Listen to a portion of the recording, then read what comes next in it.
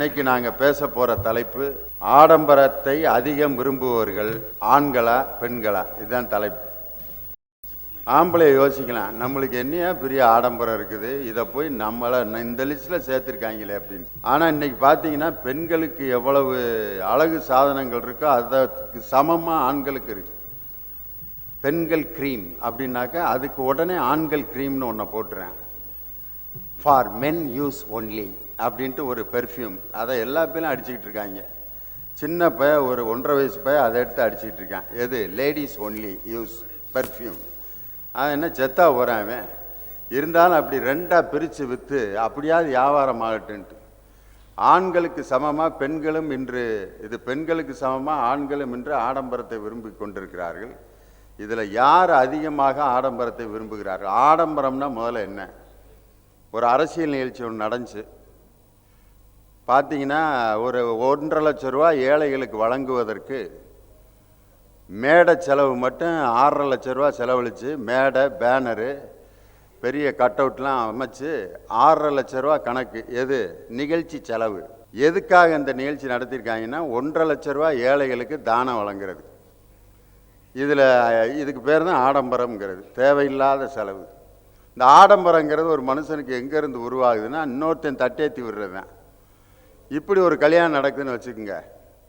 கிழிஞ்ச பனியை கிழிஞ்ச கைலியை கட்டிட்டு மாப்பிள்ளை உட்காந்துருக்காரு மணவரையில். ஒரு அழுக்கு பாவடையும் ஒரு அழுக்கு ஜாக்கெட்டையும் கட்டிக்கிட்டு மணமகள் உட்காந்துருக்கு. ஐயர் பார்த்தீங்கன்னா கோமணம் கட்டிட்டு உட்காந்துருக்காரு. சொந்தக்காரங்கெல்லாம் பாதி பேர் கிழிஞ்ச சட்டை கிழிஞ்ச வேட்டி எல்லாம் உட்காந்துக்கிட்டு கையில் ஆள் கொஞ்சோண்டு கேப்பக்களியை மட்டும் மத்தியானம் சாப்பிட்டுட்டு ஒரு கல்யாணம் நடக்குதுன்னா தூரத்தில் இருந்து பார்க்குறேன் என்ன நினைப்பேன், ஏதோ பைத்தியக்கார குடும்பம் ஒன்றா சேர்ந்து கல்யாணம் நடத்திக்கிட்டு இருக்காங்க, என்னடா இப்படி கல்யாணம் நடக்குது அப்படின்ட்டு. இப்படி ஒரு கல்யாணம் நடந்தால் சமுதாயமே ஒத்துக்க மாட்டேங்குது. கல்யாணம் அப்படின்னாக்கா அதுக்குன்னு ஒரு ஜோடனை, அதுக்குன்னு ஒரு வரவேற்பு, அதுக்குன்னு ஒரு வரவேற்பு அறை. கையில் காசே இல்லாட்டி கூட கடை வாங்கியாவது அந்த செலவை செய்யணும் அப்படின்னு ஆசைப்பட்றேன். இன்றைக்கும் பார்த்தீங்கன்னா ஒரு காலத்தில் ஏற்படுத்தப்பட்டதை இன்றைக்கும் அதை அப்படியே கடைப்பிடிச்சிக்கிட்டு இருக்கான். ட்ரெயினில் பார்த்தீங்கன்னா டிடிஆர் கருப்பு கோட்டு போட்டது இங்கிலீஷ்காரன் காலத்தில் கண்டுபிடிச்சி அவன் வச்சது. இங்கே நம்ம நாட்டில் தமிழ்நாட்டில் மே மாதம் வெயில் புடிங்கிட்டு அடிக்குது.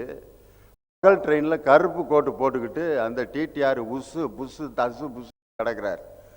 காரணம் என்னென்னா இந்த கருப்பு கோட்டை மாற்றிட்டு ஒரு வேட்டியும் சட்டையும் போட்டு ஒரு டிடிஆர் வந்தார்.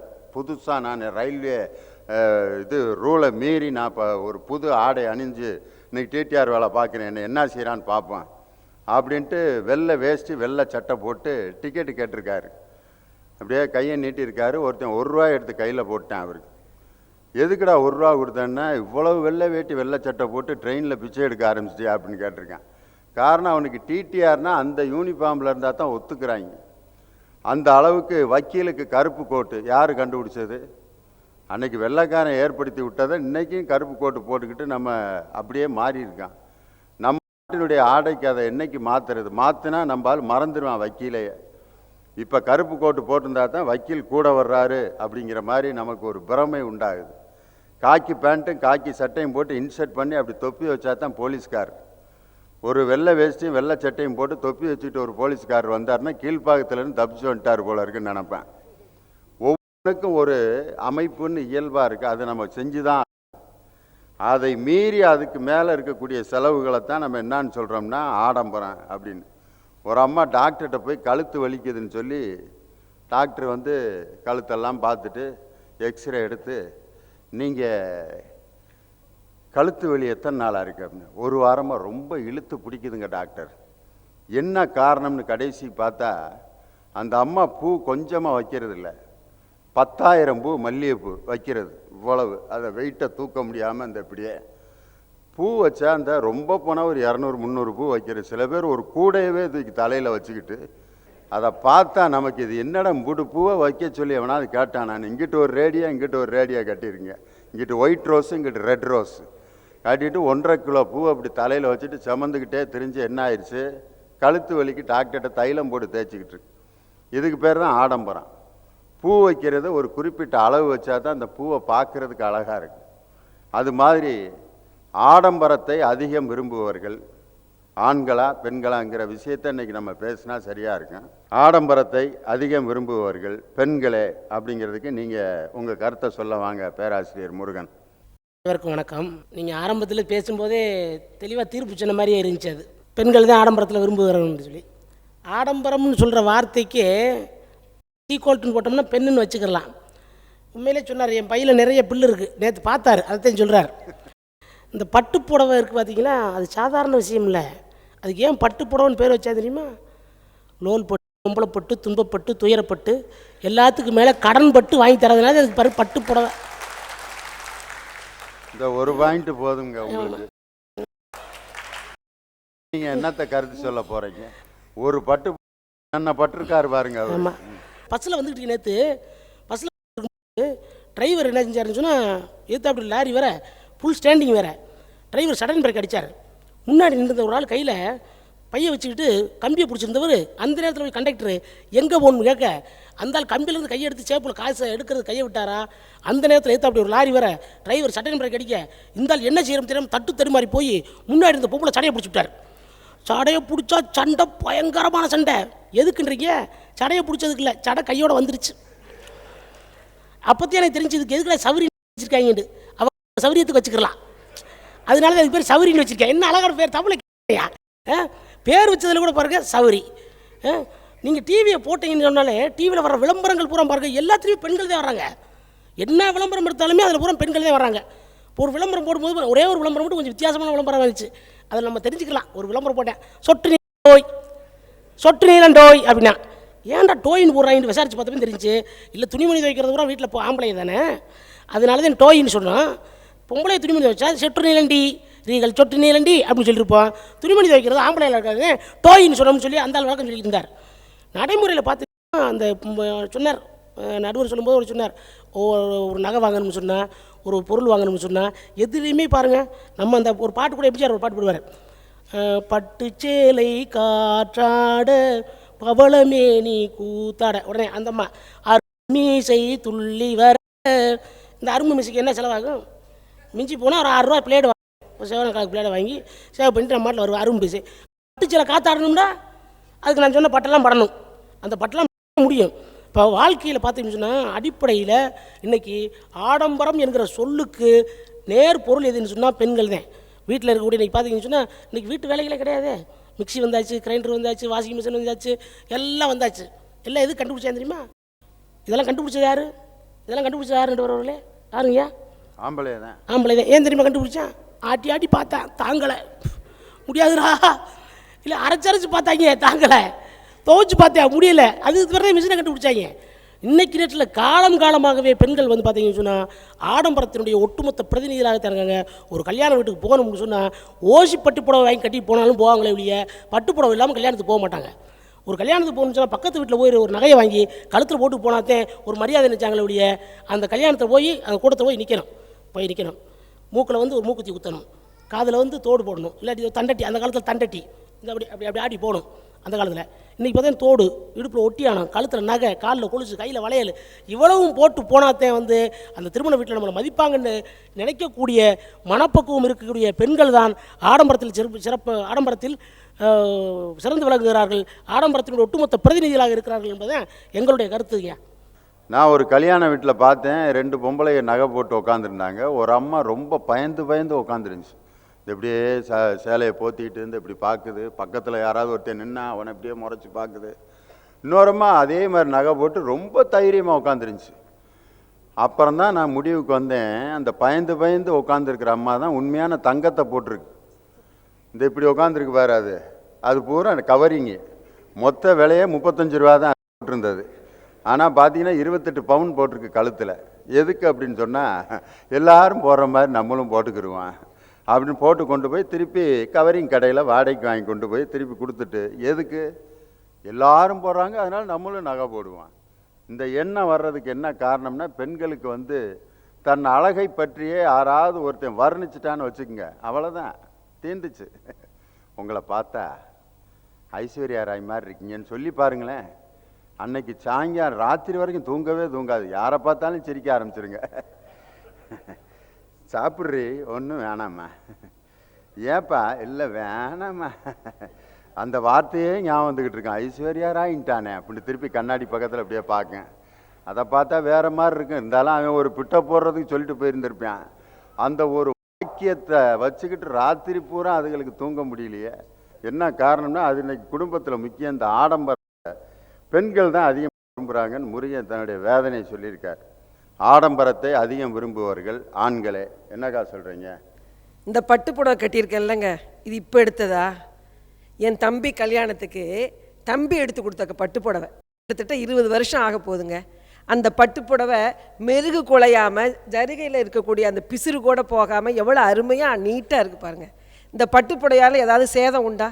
இந்த பட்டு புடவை கிட்டத்தட்ட நான் ஒரு 350-400 தடவை கட்டியிருக்கேன். ஆனாலும் அதே பட்டுப்புடவை வாசனை, அதே பட்டுப்புடவை படிப்பு, அதே பட்டுப்புடவையுடைய மெருகு, அதே பட்டுப்புடவையுடைய பொலிவு, இதுதாங்க பெண்களுடைய மிகப்பெரிய சிக்கனம். பட்டுப்புடவை சிக்கனத்தினுடைய அடையாளங்க. அதை போய் ஆடம்பரம் ஆடம்பரம் ஆடம்பரம்னு சொல்லிக்கிட்டு தெரியுறீங்க, தப்பு. இன்னொன்று தெரியுமா, எதுக்காக பட்டுப்புடவை கட்டுறோம்? யாராவது நம்புவான் ஐயா? பட்டு புடவை தான் சிக்கனத்தினுடைய அடையாளம் மாமியா? இல்லைங்க, இதை கேட்டுக்கிட்டு நீங்களும் பேசாம உட்காந்துக்கிட்டீங்க. இல்லை, உண்மைதான். தம்பி கல்யாணத்துக்கு எடுத்து கொடுத்தது அப்படி தான் சொல்லுவாங்க. ஆனால் இல்லைன்னு மறுக்கக்கூடாது. ஆனாலும் உண்மைதான். உண்மையை சொல்கிறதுக்கு பாடுபடணும். கேட்குறாரு, பட்டுப்புடவை கட்டுறதுனால நாங்கள் நொம்பலப்பட்டு துன்பப்பட்டு இல்லை. இந்த பட்டுப்புடவையினால் உன்னுடைய பார்வை வேறொருத்தி மேலே படாமல் இருக்க, அவர் மேலே ஆசைப்பட்டு அவர் மேலே விருப்பப்பட்டு என் வாழ்க்கை பட்டு போயிடக்கூடாதே அப்படிங்கிறதுக்காக தான் நாங்கள் இந்த பட்டுப்புடவை கட்டிட்டு உங்கள் முன்னாடி போகிறோம்.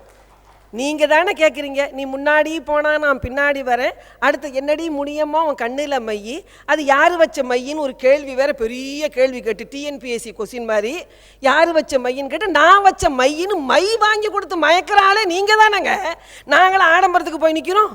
அந்த மை போட்டு எங்களை மயக்கிறது, எங்களுக்கு பவுடர். நாங்கள் எப்போ பாருங்கள் இயற்கையிலே அழகாக இருப்போம். ஆனால் எங்களுக்கு மேலும் மேலும் அழகு ஊட்டணும்னு நினைக்கிறது நீங்கள் தானே. பூ வைப்பதும் பொட்டு வைப்பதும் யாருக்காக?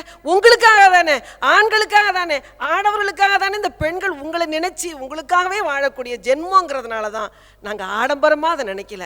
இந்த பட்டுப்புடையை கட்டியிருக்கிறது பெரிய சுமங்க, வேர்க்கும் இருக்கும்.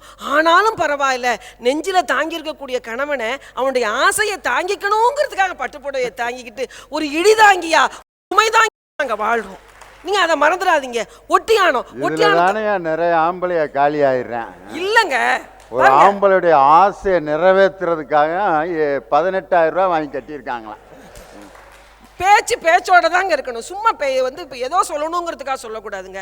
இந்த பாருங்க, இது ஒட்டியானங்கிறது நான் 18 வயசுல இருக்கும்போது பருவ மங்கையா இருக்கும்போது போட்ட ஒட்டியானம். அது இப்போ ஒட்டியானமாக இருக்க குட்டியானைக்கு போட்ட மாதிரி இருக்குங்க அது. ஆனாலும் கூட அது பத்திரமா வச்சிருக்கேன். ஏன், என் பாப்பாவுக்கு இப்போ கல்யாணம் பண்ணி கொடுக்கும்போது அதை சீராக கொடுக்கலாமேன்னு அதே இருக்கா இல்லையாங்க. அந்த நகை விலை உயர்ந்துக்கிட்டே இருக்கா இல்லையா? பார்க்குறீங்களா பட்டியலில் சென்செக்ஸ் புள்ளியை விட எகிறுது எங்கள் தங்க நகை. அதுக்காக நகைச்சீட்டு போட்டு சேமித்து நீங்களாக கொடுக்குறீங்க. நாங்கள் செட்டும் சிக்கனமுமாக இருந்து பொருளாதாரத்தை உயர்த்துறோங்க, மறந்துடாதீங்க. பொருளாதார மேதைகள் போட முடியாத கணக்கை கூட வீட்டில் இருக்கிற பொம்பளைங்க சாதாரணமாக போட்டு நகைச்சீட்டு சேர்க்குறோம், புடவை சீட்டு சேர்க்குறோம், எல்லா சீட்டையும் உங்களை சீட் பண்ணி சேர்க்குறோம் நீங்கள் நினைக்கிறீங்க. இல்லை, அதெல்லாம் சேர்த்து வீட்டு குடும்பத்தினுடைய பொருளாதாரத்தை முன்னேற்றுறோம். இது ஆடம்பரமே கிடையாது. ஆடம்பரங்கிறது என்ன? தேவையில்லாது தான், அவசியம். இது தேவை. இன்னொன்று கேட்குறேன், இந்த பட்டுப்புடவை இருக்குல்லங்க, இது கிழிஞ்சு போய் பழசா போனால் கூட கொண்டு போய் ஜருகையை போட்டு விற்று காசாக்கலாம். உங்கள் பேண்ட்டு சட்டை எவன் வாங்குறாங்கிறீங்க? யாரும் வாங்க மாட்டாங்க. ஒரு துணி, ஒரு கைப்பிடி துணிக்கு கூட ஆகாதுங்க. எங்களோடது அதுக்கு கூட பேண்ட் சட்டையை கூட பின்னாடி இருக்க தம்பிகளுக்கு சின்ன பிள்ளைகளுக்கு கூட கொடுத்துக்கலாம். இந்த வேட்டியை என்ன செய்யறது? அழுக்கு வேட்டிய அதுவும் முடியாது. எழுத்த வீட்டில் இருக்க கழுதை, எழுத்த வர்ற கழுதைக்கு போட்டால் கூட திங்க மாட்டேங்குது அது. ஏன்னா 15 வருஷமா அவன் கட்டி துவைக்காம அது சின்ன சின்ன அவ்வளோதான். அதுக்கு கடைசி வேட்டி அதான் தான் இருக்கு அந்த கழுதை. இன்னொன்று, இந்த ஜீன்ஸுங்கிற கிட்டக்க போனால் நாருங்க, தோச்சு எத்தனை நாள் ஆகுதோ தெரியல. அது ஒரு ஜீன்ஸுன்னு பெரிய ஆடம்பரத்தை போட்டுக்கிட்டு அதில் பிறகு கிழிஞ்சு நாராக தொங்குறது. பையன் பரீட்சை டயத்தில் first mid term second mid டேர்ம்க்குலாம் என்ன தெரியுமா பண்ணுறான்? எங்கே பார்த்தாலும் பாக்கெட்டு வச்சுக்கிட்டு அதில் ஒரு 100-150 பாக்கெட்டு. என்னடான்னு கேட்டால் இதான் பிட்டுக்கு வைக்கிறதுக்கு சரியான இடம், இதுலேருந்து உருவலாம் அதுலேருந்து உருவலாம். பார்க்குறதுக்கு ஏதாவது இருக்கா? நாங்கள் தான் தோடு போட்டுட்டு அழகாக அமுக்கி போட்டுட்டு ஜிம்கி போட்டுட்டு இருக்கோம். உங்களுக்காக, எங்களுக்காகன்னு எதுவுமே கிடையாது. உங்களுக்காக உங்க கண் பார்வைக்கு குளிர்ச்சியா இருக்கணும், நீங்க நல்லா வச்சிருக்கீங்கன்னு ஊரு இருக்கணுங்கிறதுக்காக நாங்கள் அப்படிலாம் இருக்கோம். ஆனால் நீங்கள் என்ன பண்ணுறீங்க, அந்த ஒத்த காதில் கடுக்கணை மாட்டிக்கிட்டு தலை கருப்பாக இருக்கிற தலையில் பையன் திடீர்னு பார்த்தா குருவி கூடு மாதிரி திடீர்னு ஏதோ டை அடிச்சுக்கிட்டு நிற்கிறான் செம்பட்டையோட. அவன் போகலையா பெரிய ஆடம்பரத்தை? உங்களுக்கு எதுக்கு ஆடம்பரம் வேண்டி கிடக்கு? ஆம்பளைக்கு எதுக்கு ஆடம்பரம் வேண்டி கிடக்கு? ஆம்பளையா இருக்கலாம்ல. நீங்கள் எதுக்கு அதை போட்டுக்கிட்டு, இதில் வேற வளையல், ஒத்த கையில் வேற வளையல் போட்டுக்கிட்டு இப்படியெல்லாம் பார்த்து பெண்களுக்கு இணையாக, அதை விட மோசமா இன்னொன்று ஒரே ஒரு கேள்வி விட பார்த்து கேட்குறேன். வந்து பேசுகிறாங்களாங்க, நியாயமாக பேசணும்ல. எங்கள் ஜாக்கெட்டுக்கு மிஞ்சி மிஞ்சி போனால் அல்லங்க ஜன்னல் வச்சாலும் சரி கதவு வச்சுக்கிட்டாலும் சரி எவ்வளவு மிஞ்சி மிஞ்சி கூலி? சிரிக்காதீங்க, 40 ரூபா தான் கூலி எங்களுக்கு ஜாக்கெட்டுக்கு. உங்கள் ஷர்ட்டு முடியுமா 150 ரூபா. உங்கள் ஷர்ட்டுக்கு இந்த பேர் இப்படி கிழிச்சு இப்படி 2 கையை வைக்கிறதுக்கு 150 ரூபா உங்களுக்கு கூலி. பேண்ட்டுக்கு 250 ரூபா. எங்களுக்கு புடவைக்கு அப்படி ஓரம் அடிச்சுக்கிறோம் பாருங்க. ஓரம் அடித்தாலும் அடிச்சுக்குவோம், அடிக்காமல் அதில் டிசைன் போட்டாலும் போட்டுக்குவோம். எங்களுக்கு செலவே கிடையாதுங்க. இதெல்லாம் கூட குடும்பத்தினுடைய பொருளாதாரம் சிறப்பாக இருக்கிறது என்று ஊர் மெச்சுவதற்காகத்தான் பெண்கள் வாழ்கிறோமே தவிர நாங்கள் எங்களுக்காக வாழ்வதில்லை, ஆண்களுக்காக வாழ்கிறோம் என்பதனால் ஆடம்பரத்தில் இருப்பவர்கள், பிரியமாக இருப்பவர்கள் பெண்கள், அதிகம் விருப்பமாக இருப்பவர்கள் ஆண்களேன்னு சொல்லி முதல் சுற்றை முடிக்கிறேன். நன்றி. முதலாவது அவங்களுடைய கருத்துக்களில் சொன்னாங்க, ஆண்களுடைய கௌரவத்தை காப்பாற்றுறதுக்காகத்தான் இவங்க பட்டுப்புடவை அணிவிக்கிறாங்களாம். அதில் தையக்கூலிலாம் எந்த டெய்லர்கிட்ட விசாரித்தாங்கன்னு தெரியல. சட்டைக்கு 100 ரூபாயாம், பேண்ட்டுக்கு 250 ரூபாயாம். ஒரு பேண்ட்டு சட்டையை தைக்கிறதுக்கே 400 ரூபா ஆகுது. துணிக்கு ஒரு 600-700 ரூபா ஆகுது. 600 ரூபாயும் 400 ரூபாயும் கூட்டினா 1000 ரூபா ஆகுதில்ல ஒரு பேண்ட்டு சட்டை நீங்கள் ரெடி பண்ணுறதுக்கு. ஒரு பேண்ட்டு சட்டைக்கு எவ்வளவு கூட்டினாலும் 1000 ரூபா தானமா வருது. ஆனால் பட்டு புடவை பார்த்தீங்கன்னா எந்த 1000 ரூபாய்க்கு பட்டு புடவை எடுத்து கொடுத்தா வாங்குறீங்களா நீங்கள்? பிச்சைக்காரி கூட கட்ட மாட்டாயா அதை அப்படின்னா அவன் திருப்பி எடுத்துகிட்டு போயிடுறான். அவ்வளோதான், என்னால் முடிஞ்சது தான் இதை கட்ட முடியும்னு. இருந்தாலும் நாங்கள் ஆண்களுக்காகத்தான் இந்த மாதிரி ஆடம்பரமான பொருள்களை அணிஞ்சிக்கிறோம். நாங்கள் போட்டுக்கிட்டு இருக்கக்கூடிய நகையை கொஞ்ச நாள் கழித்து விற்கலாம், அடகு வைக்கலாம். ஆம்பளையை போட்டுக்கிட்டு இருக்க அந்த இரும்பு வளையத்தை போய் அடகு வைக்க முடியுமா? ஒரு 4 வளையம் போட்டிருக்கான், எதுக்கு போட்டிருக்கானே தெரில. சில பேர் முன்னையெல்லாம் இந்த வேறு ஏதாவது இந்த கை கால் இழுக்கிற வியாதி வர்றவங்களுக்கு தான் இந்த இரும்பு வளையம் போட்டிருப்பாங்க. இன்றைக்கி பார்த்தீங்கன்னா அது ஃபேஷன் ஆகிப்போச்சு. இந்த பக்கம் ஒரு வளையம், அப்புறம் வெவ்வேறு இன்னும் முடிச்சு போட்ட வளையம் ஒன்று போட்டிருக்கேன். தலையை சீவிட்டு பின்பக்கம் வெட்டுறேன், பின்பக்கம் சீவிட்டு முன்பக்கம் வெட்டுறேன். பொம்பளைய மாதிரி இவனும் சடை பின்னி ரப்பர் பேண்ட் போட்டு வர்றாங்க. பின்னால் கூடி பார்த்தா அந்த பொண்ணு ரொம்ப அழகாக இருக்கே அப்படின்னு பார்த்துட்டு முன்னால் பார்த்தா தாடி தண்டி இருக்கு அவனுக்கு. நான் உண்மையிலே பொண்ணு நினச்சி பின்னாடி விரட்டிக்கிட்டே வந்திருக்காங்க 1.5 கிலோமீட்ரு. அப்புறம் முன்னால் பார்த்தா அவன் தாடியை தடவிட்டு வாங்க அப்படின்னு இருக்கான். அடா பாவி போல, பொன்னியவாடா விரட்டிட்டு வந்தான், ஏன்டா இப்படி சடை பின்னி ரப்பர் பேண்ட் போட்டிருக்க அப்படின்னு. அவனு இன்னைக்கு ஆண்கள் பெண்களுக்கு இணையாக எல்லாத்துலேயும் ஆடம்பரத்தை விரும்ப ஆரம்பிச்சிடுறாங்க. எங்கள் மாமா பெரிய போஸ்ட்டில் இருந்தார். நாங்கள் சின்ன பையனாக இருக்கப்போ எங்கள் மாமா வீட்டுக்கு போகிறேன், உட்காந்து மாவாட்டிக்கிட்டு இருந்தார் எங்கள் மாமா. என்ன மாமா இவ்வளோ பெரிய பதவியில் இருக்கவர் இப்படி மாவாட்டிக்கிட்டு இருக்கீங்க? மாப்பிள்ளை, நான் மாவாட்டுற வரலாறு உனக்கு தெரியாதா மாப்பிள்ளைன்னு. இதுக்கு வரலாறு வேறு இருக்கா மாமா அப்படின்னு கேட்டது. சொல்கிறாரு, ஒரு நாள் சாயந்தரமாக புஸ்தகம் படிச்சுக்கிட்டு இருந்தேன், உங்கள் அத்தை உட்காந்து மாவாட்டிக்கிட்டு இருந்துச்சு. ஏங்க சும்மா தானே உட்காந்துக்கிட்டு இருக்கீங்க, அந்த சேரை இப்படியே கொண்டு வந்து ஆட்டுக்கல்கிட்ட போடுங்க அப்படின்னு சேரை போட்டு ஆட்டுக்கல்கிட்ட உட்காந்து கொஞ்சம் தள்ளி விடுங்க, சும்மா தானே உட்காந்துருக்கீங்கன்ட்டு மாவை தள்ளி விட்டுக்கிட்டு இருந்தாரான் எங்கள் மாமன். திடீர்னு பால் மணி அடிச்சிருக்கேன். உடனே மாமன் போய் பால் வாங்க போனால் அந்த மாவு கையோடு போனால் குடும்ப மானம் போயிடும், நான் போய் வாங்கிட்டு வந்துடுறேங்கன்ட்டு பாலை வாங்கி காய்ச்ச ஆரம்பிச்சிருச்சு. ஏங்க சும்மா தானே உட்காந்துருக்கீங்க, அப்படியே ஆட்டிக்கிட்டே தள்ளி விடுங்க அப்படின்னு ஆட்டிக்கிட்டே தள்ளி விட்டார். இட்லியை சுட்டு பார்த்தா அன்னைக்குன்னு பூ மாதிரி இருந்திருக்கு இட்லி. அத்தை சொல்லியிருக்கு, நீங்கள் ஆட்டாங்க இட்லி பூ மாதிரி இருக்கு, அன்னைக்கு தொடங்கினதான் மாப்பிள்ளை, 25 வருஷம் நான் தான் ஆட்டிக்கிட்டு இருக்கேன் அப்படின்னாரு. காரணம் என்னன்னா ஆண்களும் புகழ்ச்சிக்கு மயங்குறான்ல. என்னங்க தனபால், கோயம்புத்தூர்லேருந்து என்ன கருத்தை கொண்டு வந்திருக்கீங்க? வாங்க. அக்கா வந்தாங்க, ஜாக்கெட்டுக்கு 40 ரூபா, பேண்ட்டுக்கு 150 ரூபான்னு. அவங்க பட்டிமன்றத்துக்காக பொய் பேசலிங்க, அவங்களுக்கு தெரியாது. ஏன்னா ஜாக்கெட் தைச்சு கொடுக்கறது ஆம்பளைக்கு தான். இன்னைக்கு எம்ப்ராய்டிங் ஜாக்கெட் அப்படிங்கிறது 300 ரூபா 350 ரூபா கூலி. ஆனால் ஆம்பளைகளுக்கு டவுசர் தைச்சா 50 ரூபா, பேண்ட்டு தைச்சா 150 ரூபா, அவ்வளோதான்.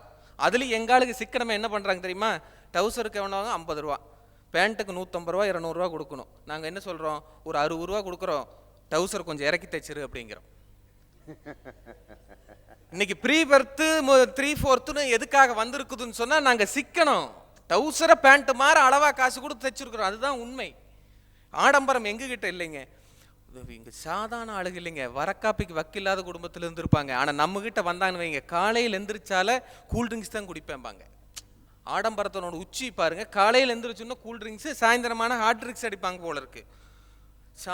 நடுவரவர்கள் யதார்த்தமா கேட்குற, ஆம்பளைகளுக்கு ஷர்ட் எத்தனை வகை? ஃபுல் ஹேண்டு, ஆஃப் ஹேண்டு 2 வகை. அட உள்ள போடுற பனி, முண்டா பனின்னு கை வச்ச பனின்னு 2 வகை. ஆனா பொம்பளைகளுக்கு ஜாக்கெட் எத்தனை வகை தெரியுமா? 100 வகைக்கு மேல இருக்குது ஜாக்கெட். பொட்டு 1000 வகையான பொட்டு. யோசிச்சு பாருங்க. யதார்த்தமா கேட்கணுங்க, ஆம்பளைகளுக்கு பேண்ட்டுக்கு கலர் பார்த்தா ஒரு கலர், சிங்கிள் கலர். ஷர்ட் பார்த்தா ஒரு 5 கலர் இருக்கு. 50,000 கலர்ல பட்டு புடவை யாருக்கு கொடுக்குறான்? பெண்களுக்கு தானே கொடுக்குறான்.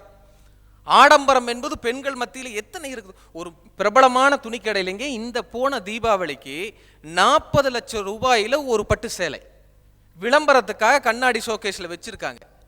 போய் கேட்டோம், இது மாதிரி ஆர்டர் எடுக்கிறதுக்காக நாங்கள் வச்சிருக்கிறோம், இது ஏற்கனவே புக் ஆயிருச்சு, ஒரு பெண் வாங்கிட்டான்னு சொன்னோம். இது நிகழ்ந்த கதை. அப்போ ஆடம்பரத்தில் பெண்கள் எவ்வளவு முக்கியத்துவம் இருக்கிறாங்கன்னு பார்க்கணுங்க. ஆம்பளைகளுக்கெல்லாம் 2 கலரில் வேஷ்டி கொடுத்துருக்காங்க நடுவரவர்களே. மேலே ஒரு கலரு, கீழே ஒரு கலரு. ஒரு கலருக்கு 4 கல்யாணத்தை பார்க்கும், ஒரு வேஷ்டி 8 கல்யாணத்தை பார்க்கும். ரெட்டை கலர் ஒரு வெத்த வேஷ்டியில் 8 கல்யாணத்தை பார்க்கக்கூடிய ஆண்கள் ஆடம்பரத்தை விரும்புகிறோமா? என்னமோ நான் பட்டு புடவை பற்றி பேச மாட்டேன், அம்மா நிறையா பேசிட்டாங்க. நாங்கள் பேசி நீங்கள் கேட்டு தீர்ப்பு சொல்ல வேண்டியதில்லை நடுவரவர்களே, பக்கத்தில் பார்த்து நீங்கள் தீர்ப்பு சொன்னா போதும். 2 பொம்பளை பேசிக்கிறாங்க, ஏன்டி போன வாரம் தான் 2 சேலை எடுத்த, இப்போ 2 சேலை எடுத்துருக்குற, வீட்டுக்காரருக்கு தெரியாம எடுத்தியானே? வீட்டுக்காரருக்கு தெரியாம எடுக்கல, கடைக்காரனுக்கே தெரியாம எடுத்துட்டு வந்துட்டேங்கிற. என்னமோ எங்க மானத்தை காப்பாத்துறதுக்கு தான் நாங்க சேலை கொடுத்துக்கிறோம். அம்மா சொல்றாங்க, உயிரே போனதுக்கு அப்புறம் மானம் இருந்து என்னமா பண்றது? நீங்க உயிரை புடுங்கிட்டு இல்ல 20,000க்கு 30,000க்கு பட்டுப்புடு எடுக்கிறீங்க. உயிர் போனதுக்கு அப்புறம் மானம் எங்க இருக்குது எங்களுக்கு? ஜீன்ஸ் பேண்ட் நாத்தமா நாங்க போட்டுக்கிறோம். யோசிச்சு பாருங்க, துவைக்கிற செலவும் கூட இல்ல, சிக்கனம் பாருங்க பசங்க, எங்க பசங்க. அதாவது ஜீன்ஸ் பேண்ட் துவைக்காம இருக்கத்தாக்க அது அழகு. விவரம் தெரியாம நீங்க வாட்டுக்கு பேசிக்கிட்டு இருக்கீங்க. ஜனவரியில் வாங்கினாக்க எப்படியும் அடுத்த ஜனவரியில் தான் துவைக்கணும், அப்பதான் அந்த ஜீன்ஸ் பேண்ட் அழகா இருக்கு. அதாவது குடும்பத்தினுடைய சிக்கனத்துக்காக இவங்க பாத்திர சீட்டு போடுறாங்களா, நகைச்சீட்டு போடுறாங்களா, பலகார சீட்டு போடுறாங்களா, சீலை சீட்டு போடுறாங்களா? நான் யதார்த்தமா கேட்கறேம்மா, எல்லா சீட்டும் போடுறீங்க இல்ல? ஒரு வேஷ்டி சீட்டு, ஒரு ஷர்ட் பேண்ட் சீட்டு, அட ஒரு ஜட்டி சீட்னால போடுறீங்களா நீங்க? உங்களுக்கு தேவையான சீட்டுகளை தான் போட்டுக்கிறீங்க. ஏன் தானே பாலு, கோயம்புத்தூர்ல ஜட்டி கூட சீட்டு போட்டு தான் வாங்குவீங்களா? அது என்னையா விலை இருக்கு, அதுக்கு போய் சீட்டு போட்டு வாங்கிக்கிட்டு வெளியே சொன்னா என்ன நினைப்பாங்க? இல்ல மத்ததுக்கு அம்மா சொல்றாங்க, உங்க பேண்ட் எனத்துக்காக ஒண்ணுக்காகாது, எங்க சீலையாகுன்னு. நானும் அப்படித்தான் யதார்த்தமா நினைச்சிட்டு இருந்தேன். சம்சாரத்துக்கிட்ட கேட்டேன், லாண்ட்ரிக்கு போட்ட பேண்ட் எல்லாம் ஒழுக்கமா பத்திரமா வாங்கி வச்சுட்டியாட என்ன? சம்சாரம் சொல்றாப்புல, பத்திரமா வாங்கலைங்க, பாத்திரமா வாங்கி வச்சுட்டேங்கிறா.